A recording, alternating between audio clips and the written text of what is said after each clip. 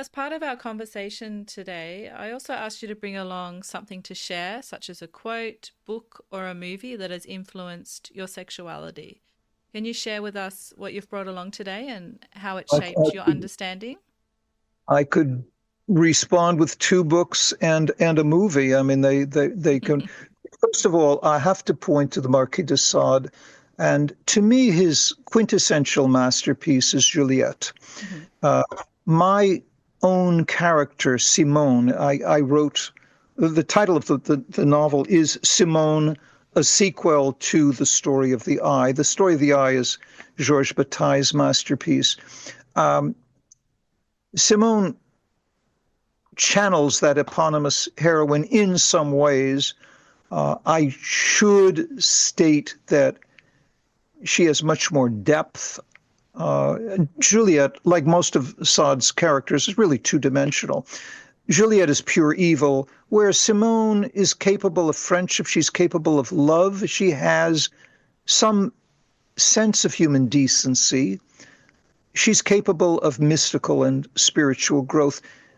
Without Sade's Juliet, there would have been no Story of the Eye by Georges Bataille, and without that, I would not have written the sequel. So that's very much so. He influenced me philosophically. The notion of what the pure libertinage, the pure cruelty, it was very sobering because it showed limits to sadistic instincts.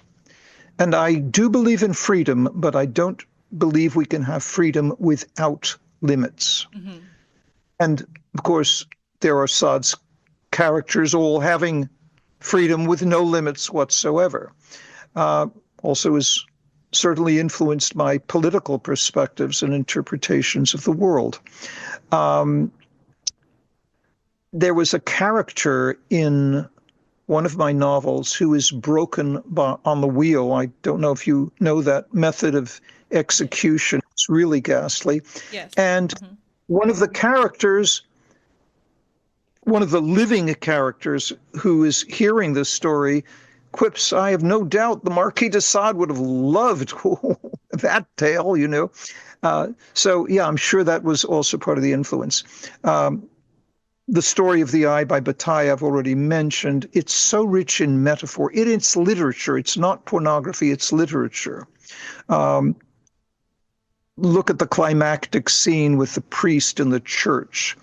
Um, Simone has mounted him in the church, and her unnamed, the unnamed narrator and her mentor, Sir Edmund, are strangling him. He dies as he has his orgasm. And then right after that, she has Sir Edmund cut out the eye, which she stuffs into her vagina.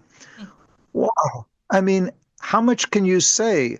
You know, they've got the bull's testicles at the bullfight scene, the egg, everything about this. It's so rich in metaphor.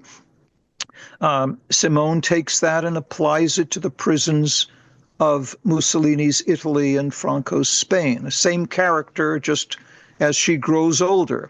Um, and then finally, Pasolini's final film, Salo, or the 120 Days of Sodom. And it's loosely based on Sade's 120 Days of Sodom.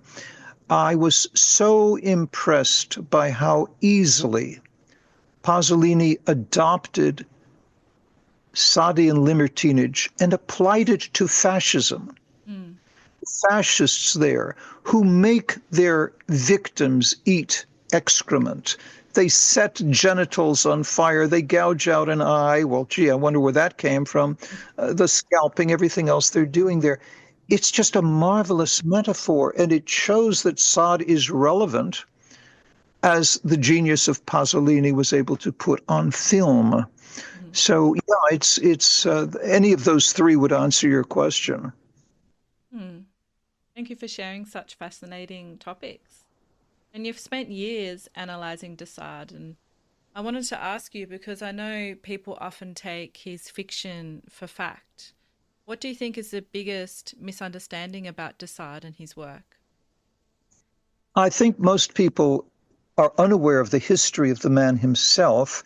For example, how many know that although he was an aristocrat, because he had been in the Bastille, he was rehabilitated.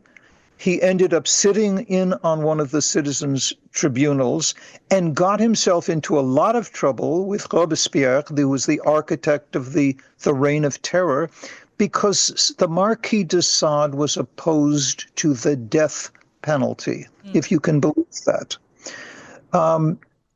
There are so many interpretations of why he wrote what he wrote. He didn't make a lot of money, but I believe he wanted to immortalize himself through his writing. And if you get right down to it, he certainly did. Mm-hmm. I mean, how can anyone deny that? Mm-hmm. He did precisely that. And you know, it's amazing. Of course, his 120 days is incomplete. I don't know whether anyone would ever want to finish it. And yet it was so interesting that Georges Bataille wrote, "It towers above all other books in that it represents man's fundamental desire for freedom that he is obliged to contain and keep quiet." That's Mm-hmm. why Sade called it the most impure tale ever written since the world began. And I was so flattered because someone said my novel, Simone, is the most vile tale written since 120 Days of Sodom. Now, what's interesting is there's a very famous quote by Roland Barthes in which he said, I don't know whether I should poison the airways with my rather wretched French. Écrit de mer ne sent pas.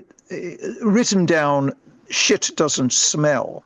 Yes. What Mm-hmm. he's really saying is that as we read Sade, we are able to read about these things about which we would otherwise be too inhibited to think. Mm. Mm-hmm. We all have those aspects, those behaviors latently within us. No, I don't think so. I mean, obviously, someone may disagree with me, but I think we all have a certain curiosity. What does drive the human animal? How vile is this species? Mm-hmm.